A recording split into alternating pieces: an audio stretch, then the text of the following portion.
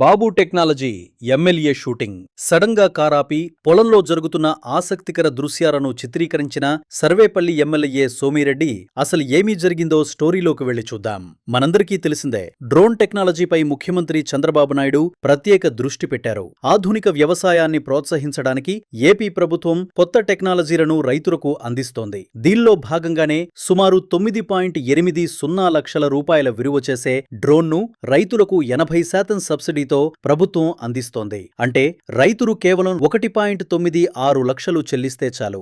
ఇదే డ్రోన్ టెక్నాలజీతో ఒక రైతు తన పొలంలో మందుల పిచికారీ చేస్తుండగా ఆ దృశ్యం చూసిన సర్వేపల్లి ఎమ్మెల్యే సోమిరెడ్డి చంద్రమోహన్ రెడ్డి గారు వెంటనే కారాపి పొలంలోకి వెళ్లి ఆ సన్నివేశాలను స్వయంగా చిత్రీకరించారు. కూటమి ప్రభుత్వ పాలనతో వ్యవసాయానికి మళ్లీ మంచి రోజులు వచ్చాయి. యాంత్రీకరణ ఊపందుకుని ఇప్పుడు పొలాల్లో డ్రోన్లు ఎగురుతున్నాయి. ముత్తుకూరుకు వెళ్తున్న సమయంలో డ్రోన్తో సేద్యం చేస్తున్న రైతులను చూసి ఎంతో ఆనందంగా అనిపించింది అని ఎమ్మెల్యే తెలిపారు.